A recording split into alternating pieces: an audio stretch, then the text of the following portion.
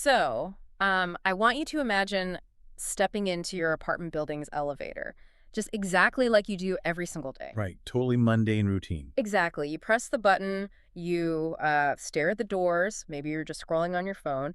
You are completely unaware that a severe, deeply disturbing secret is hiding just inches away, right behind those metal walls. Yeah, that's the thing about this case. It really is. So, welcome to today's deep dive, everyone. Our mission today is to unpack a completely chilling case file. We're looking at the Westbridge Towers apartment complex and the terrifying events surrounding what they called Elevator B. And, we're going to analyze a sequence of events that, well, it starts as a pretty gruesome discovery, but it just spirals into this paradox that completely shatters the laws of physics and biology and time. Yeah, I mean, the source material we have for this is just wild. But to really understand how a mundane space fractures like this, you have to picture the building first. Right, Westbridge Towers. It's this aging 27-floor residential block. We're talking stained carpets, flickering fluorescent lighting, infrastructure that just sort of groans under its own weight. Definitely. But the inciting incident that starts this whole investigation, it doesn't begin with a 911 call or a sudden disappearance. No, it begins with just a shift in the air, like a smell. Right. It starts on a Monday, just as a minor nuisance near Elevator B. I mean, tenants assume someone left a trash bag in the hallway, or maybe the garbage chute is backed up. Which happens all the time in those big buildings. Exactly. But by Wednesday, people are literally holding their breath when they walk past. They completely stop using that specific elevator because the odor, it evolves. Yeah, it stops smelling like discarded food. It takes on this heavy, sweet, really wet characteristic. Yeah, just the description of it makes my stomach turn. Well, there's a reason for that. Mm. It's a crucial biological trigger. We actually have evolutionary mechanisms built right into our olfactory system for exactly this scenario. Oh, wait, really? Yeah. Human beings become what we call nose blind to everyday refuse pretty quickly. Our brains just filter it out to avoid sensory overload. Okay, sure. But when human tissue begins to break down, it releases these chemical compounds called putrescine and cadaverine, Hmm. and we possess specific olfactory receptors heavily tuned to those exact molecules. Wow. So when they hit your sinuses, they trigger an autonomic alarm response in the nervous system. You physically can't ignore it. So that's why Elena Morris, the property manager, finally calls maintenance. The residents weren't just annoyed, they were experiencing, a subconscious biological panic. Precisely. Okay, let's unpack this. Because to grasp the sheer contradiction of this case, we have to start with the physical evidence at the scene and look at how it just violently clashes with the timeline. Right, the timeline glitch. Yeah. So the maintenance worker, Carl Benson, he takes the call. He goes up to floor 11, pries open the maintenance hatch beneath the elevator cabin, and he shines his flashlight down into the dark shaft. And that's when he sees it. Yeah. A human hand, wedged between the steel cables several floors below. So emergency crews arrive within the hour. They lower themselves into the shaft, and down between floor 8 and floor 9, partially crushed behind the counterweight machinery, they find a body. Man, that's just... It's awful. Yeah. And the condition of the remains indicates advanced decomposition. The tissues are undergoing necrosis, which is the premature death of cells, resulting in a really distinct gray pallor. And obviously, there's extensive structural damage to the skeleton from the machinery. But, and here's the insane part, when the paramedics get down there to assess the remains, they log a detail that completely halts the investigation. Yeah, this is where things get weird. The body is still radiating faint heat. Yes. And from a strictly thermodynamic perspective, that is a glaring anomaly. I mean, when a human being dies, the body undergoes a process called algor mortis, right? It gradually cools to match the ambient temperature of its environment. Okay, wait, I have to push back a little on the thermodynamics here, though. Doesn't the decomposition process itself generate heat? Well, I know bacterial activity during decay can cause a slight temperature increase in certain internal organs. Could that account for the body being warm? It's a fair question, it really is. But bacterial heat is highly localized and minimal. It does not radiate outward to warm the epidermis noticeably, especially not in a cold, highly ventilated space like a concrete elevator hoistway. Ah, okay, that makes sense. Yeah. Given the state of the remains, algor mortis should have completed days prior. The corpse should have been completely cold to the touch. The presence of radiating heat entirely contradicts the visual and chemical markers of advanced decay. Wow. And, you know, the contradictions only compound from there. The tenants identify the body almost immediately. It's Victor Hale, a 42-year-old resident from apartment 14C. Right. And medical examiners analyze the remains and determine he has been dead for at least a week. At least a week. But here's the massive glitch. 12 separate witnesses are on record stating they saw Victor alive that very morning. Yeah, and they didn't just spot him from across a parking lot either.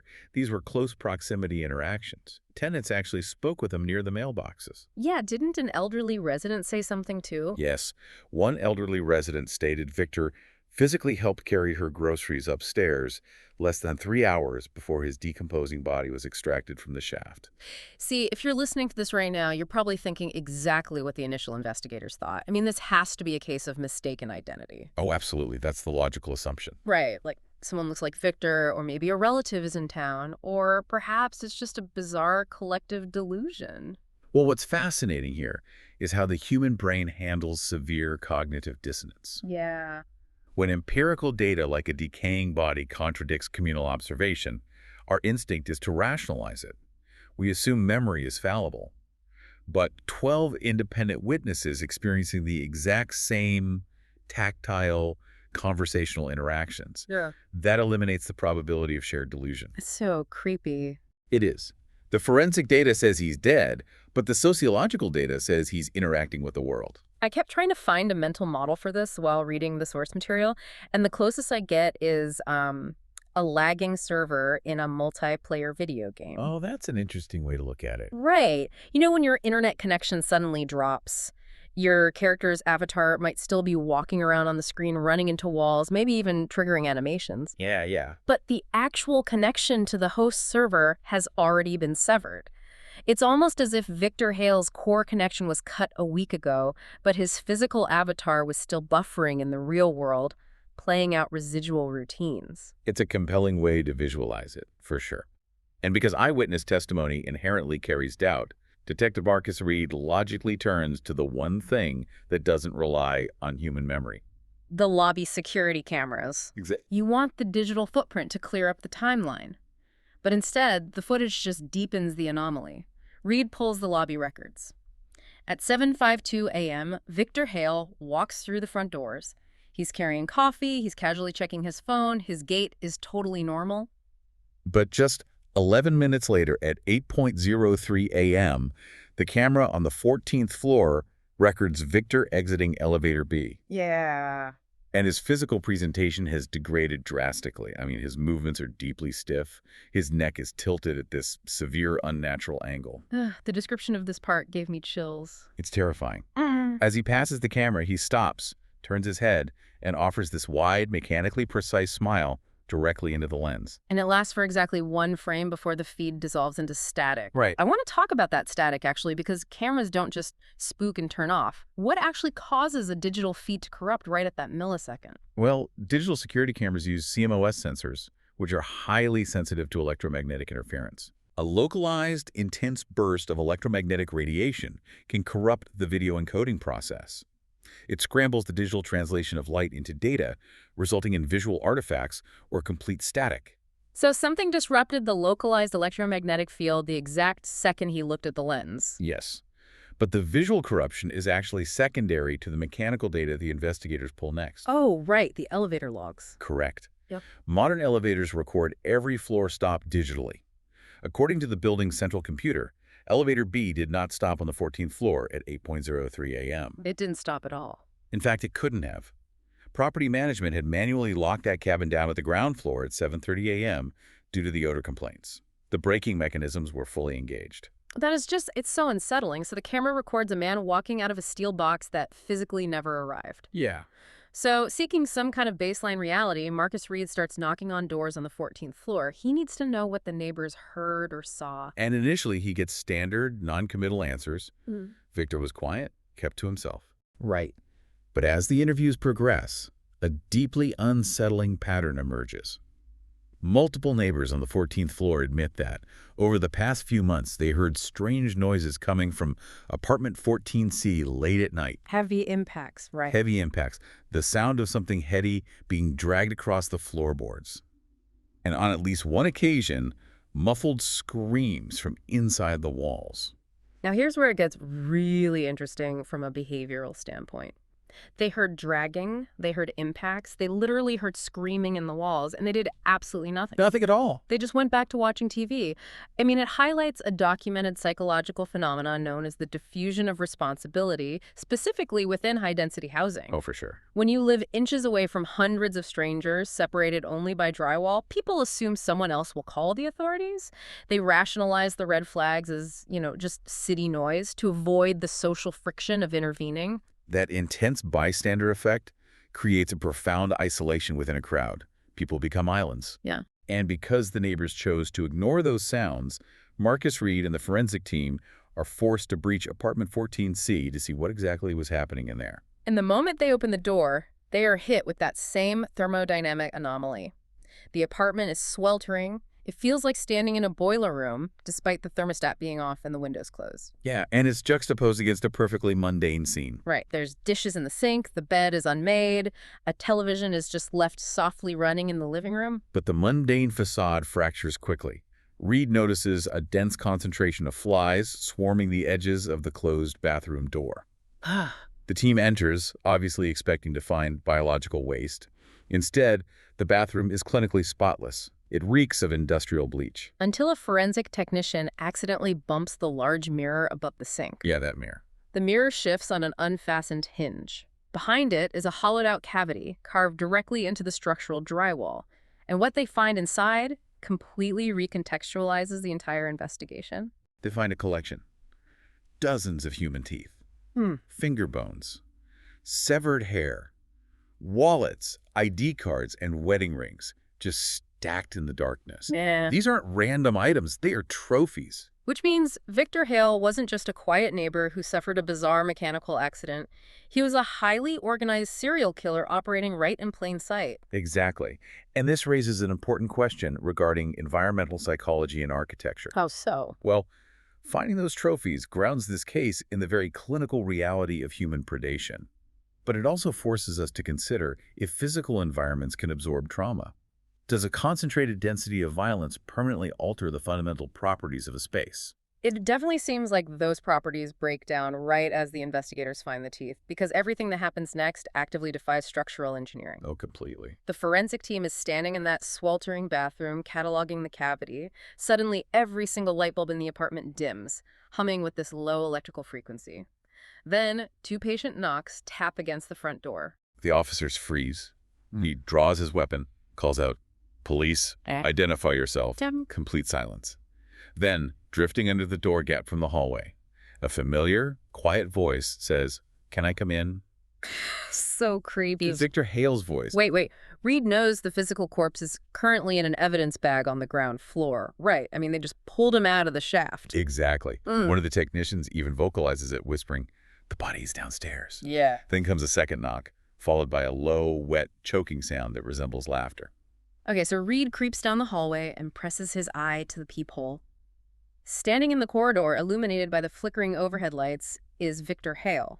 But not the Victor from the morning. No, his skin is a pale ashen gray, his eyes are unfocused, clouded over, and his neck is bent at a severe 90-degree angle, like a cervical fracture that would instantly sever the spinal cord in a living human. And then Victor looks directly at the people. He smiles that exact same mechanically precise smile from the camera feed, and he whispers, "You found the wrong one." It's an assertion that just completely mocks the linear concept of life and death. Yeah. And the moment those words are spoken, the corridor lights pop. Complete electrical failure. Screams echo from the stairwell. Reed throws the door open, weapon raised, but the hallway is empty. He does leave a trail, though. Wet, heavy footprints press into the carpet, leading straight down the hall to the sealed doors of Elevator B, the elevator that has had its power completely cut. Right. So Reed follows the footprints. He stands in front of the metal doors. The heavy smell of putrescine washes over him again. And then a chime rings out. The elevator bell dings. And this is where the mechanics of the building completely fail. The power is severed to that shaft. Now, let me stop you right there, because I actually looked into elevator failsafes for this deep dive. Okay, what did you find?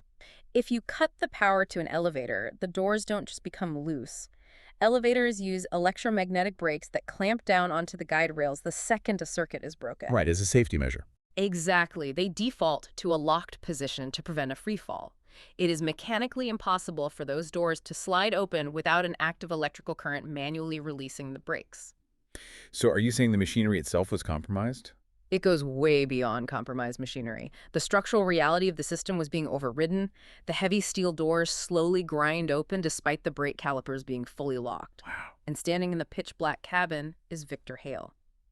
But this isn't the stiff, functioning avatar from the lobby. This is the crushed remains. Actual corpse. Yes. Ribs are jutting through the fabric of his shirt. One arm hangs loosely from a dislocated socket.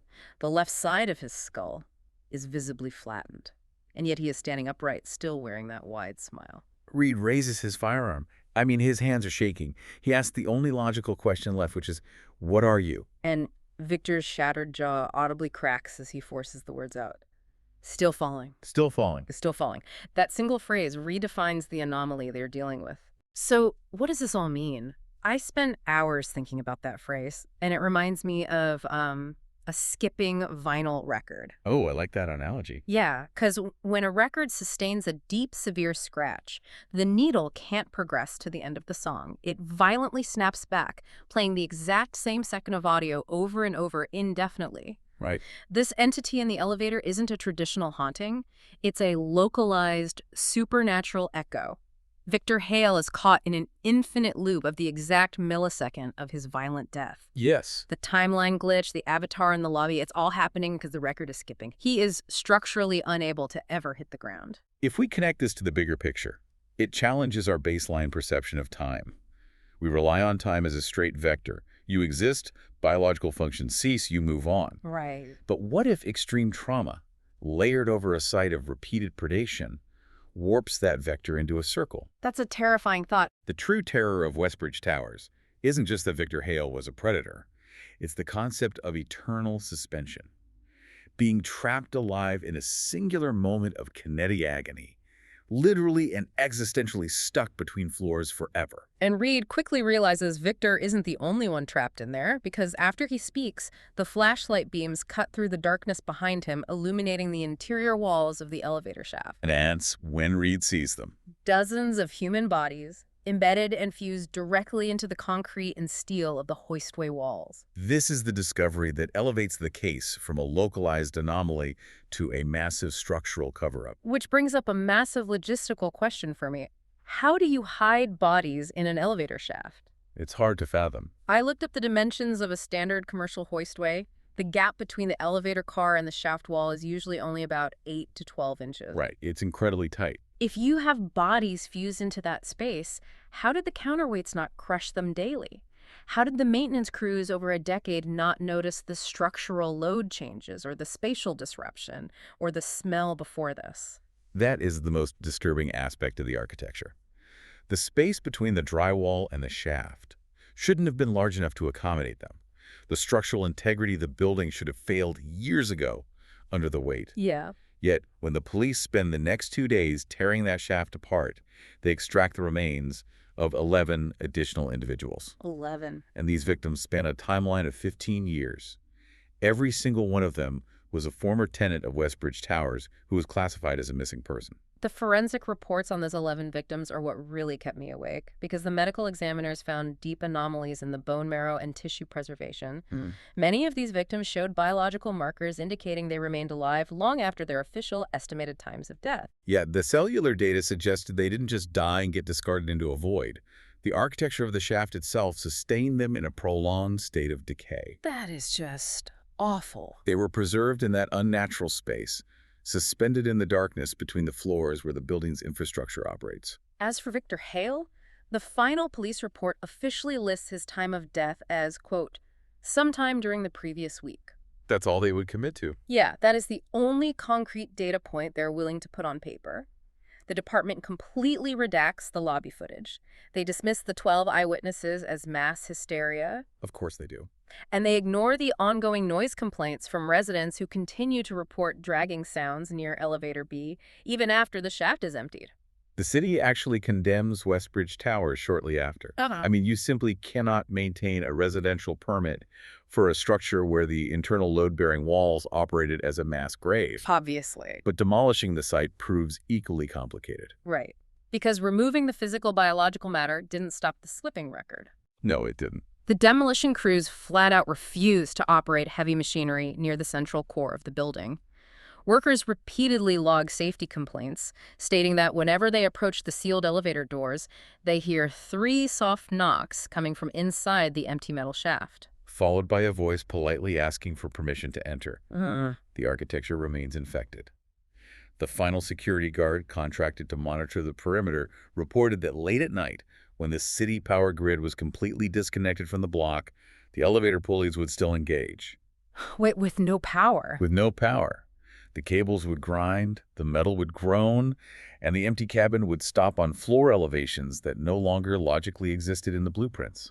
That is wild. It just, it forces you to reevaluate the mundane infrastructure we navigate every day. It really does. The sprawling office high-rises, the concrete parking structures, the anonymous apartment blocks. We trust these spaces implicitly. We lean our weight against the drywall. We step into the elevator cabins, and we assume that because a space is boring, it is inherently safe. We view architecture as a neutral backdrop to our lives. But Westbridge Towers suggests that under the right conditions, architecture can become an active participant. We never consider what the foundations have absorbed over the years. No, we don't. So as we wrap up this deep dive, I want you to think about this. The next time you leave your apartment or your office, you're going to step into an elevator. Yeah. The steel doors are going to slide shut, sealing you inside a suspended box hanging by tension cables in a dark, empty vertical drop. And as the machinery engages and it starts to move, you know that sudden, slight drop you feel in the pit of your stomach. That weightless feeling. Exactly. The next time you feel that physical shift, are you absolutely certain you're just feeling the physics of gravity? Or are you sensing the echoes of someone right beside you who is still falling?